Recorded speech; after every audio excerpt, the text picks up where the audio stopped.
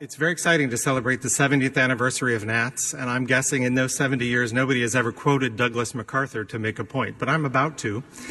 Douglas MacArthur was a very famous general during World War II in Korea. He was fired by President Truman and made a very famous speech before Congress in which he said, old generals never die, they just fade away. And he made another very poignant speech later on, not as famous, but he had been commandant of West Point, and when he spoke at West Point, very near the end of his life, he said that the only thing he thinks of at that time, and till his dying moments, the last things he would think of are the Corps, the Corps, the Corps, thinking of the Corps of Cadets. And it's a very poignant speech if you ever hear that. Again, I don't think anybody probably has made that point, quoted a general to make their point. But to me, other than my family, NATS has been so very good to me and so very good for me that it wouldn't surprise me that near the end of my life, if my thoughts were of memories of my friends from NATS that I see at conventions every 2 years and the things I've learned from NATS. I'm very, very grateful to have been a part of the foundation for 18 years and have been president for 2 years, and so gratified that we can fund $15,000 in scholarships tonight for these competitors, that we can fund about 30% of the NATS intern program, that we can assist new SNATS chapters, that we can provide half the funding for the Van Lawrence Award with the Voice Foundation. We provide the Foundation Pedagogy Award, and we provide half the funding for Emerging Leaders Awards. And I'm thrilled to be able to do that. The thing is, we have bigger dreams than that. We would like to be able to fund 100% of the intern program every year. We would like to be able to provide the expenses for everybody who appeared on the stage tonight, all of their expenses. We would like to have some part in the National Musical Theater auditions and have some presence in the National Student auditions. We would like to begin new initiatives that nobody's even thought of yet for independent teachers and to provide professional development in some ways for independent teachers. And the thing is, we need more help to be able to do that.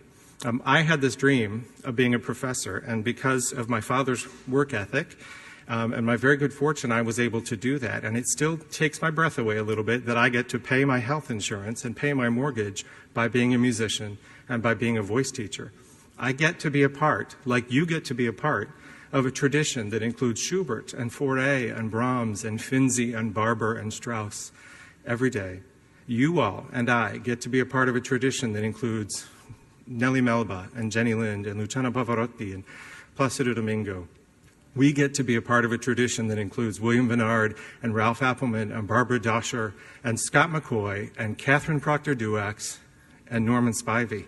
And I'm incredibly grateful for that. And the thing is, right now, this summer, there are kids all over the country who are having their first voice lesson.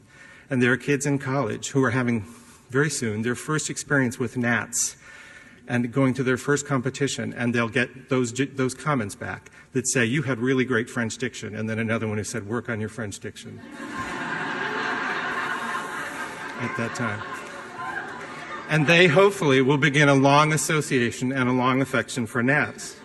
I hope they do. We want to do more for them. We need your help because they need your help. And that's very important, I think. The thing is, this very day, I had someone approach me and give me the first check for the Roy Delp Scholarship Fund. And that's very satisfying, and I'm very grateful to that person. I had another person pull me aside, and she and her husband, she has been a member of NATS for 50 years. She and her husband are including the NATS Foundation in their will. And she was talking to me and began a dialogue with me about the best way that they could serve the foundation and what they could do. And I'm incredibly grateful for those people.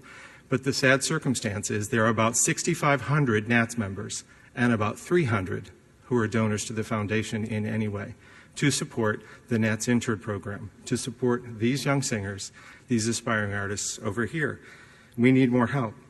And so what I would ask you is, it's a very long time from now. This is a wonderful event and we're all excited about what we do, but it's a long time until November. November or December, you'll get your dues notice and you will pull out your checkbook or you will log on to pay your dues notice at that time. And I wish that you would just think back to this night, think back to the young artists, think back to those high school kids who are having their first experiences with voice lessons, and take a moment and think the foundation, the foundation, the foundation. Thank you for that.